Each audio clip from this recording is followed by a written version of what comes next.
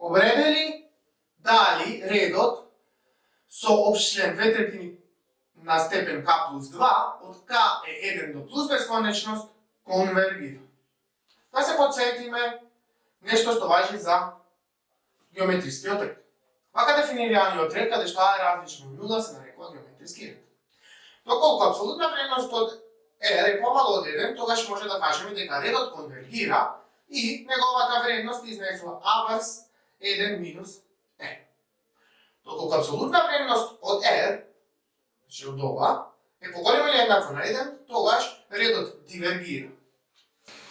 Се враќаме на задачата. Овој ред сакам да го доведам до овој облик. Прво нешто што забележуваме е дека тука k започнува k е од 1, додека тука k започнува 0. Сакам ова, најпрво таа граница да ја заменам со 0. Да видиме што имаме.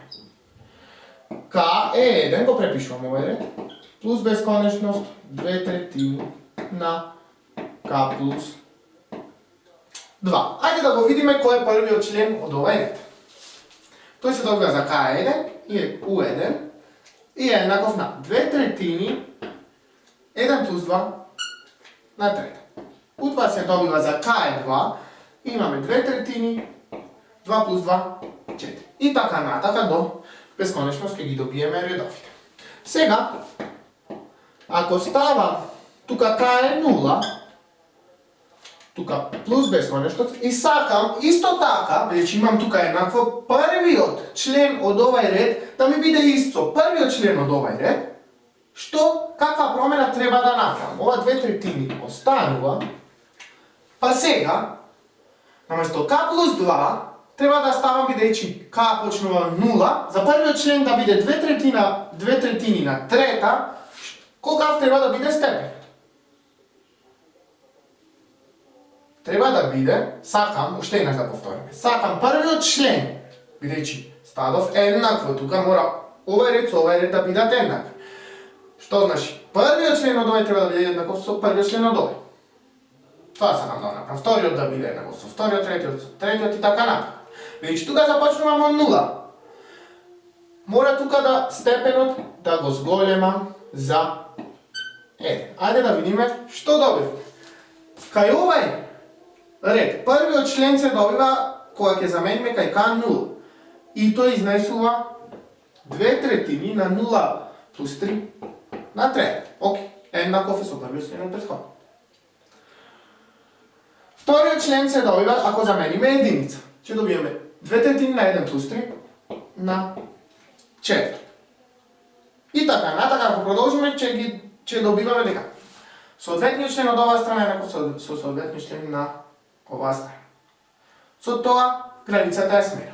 Уште нешто што забележуваме кај овај ред, што е различно од ова дадено тука, е тоа што тука имам бројче на степен k, а не бројче на степен k плюс 3. Ајде ова малце да го изгледаме. И уште нешто, во овој случај а е еднакво на 1, но тоа после ќе го кажем. Имаме сума, k е еднакво на 0, до плюс безкрај, ќе се движи 0 до плюс безкрај, тоа останува. 2/3 на k плюс 3 можам да го запишем како 2/3 на k по 2/3 на трета. Сега, ова 2/3 на трета е константа и може да оди пред. Добивам 2/3 на трета по сума од 2/3 на k се движи од 0 плюс бесконечност. Ова е 2 на трета врз 3 на трета, односно 8 врз 27, да видиме што се добива тука. Во овој случај имам геометриски ред, имаме геометриски ред со а е еднакво на 1. Значи имам 1 по 2/3 над k. Можете и тука, кога сме, веќе да земете а да е 2/3, но може и вака, 2/3 не го ставите пред заграда, па после ова да го толкувате како геометриски ред. Истото се добива. Да се вратиме на задачата. Имаме геометриски ред тука,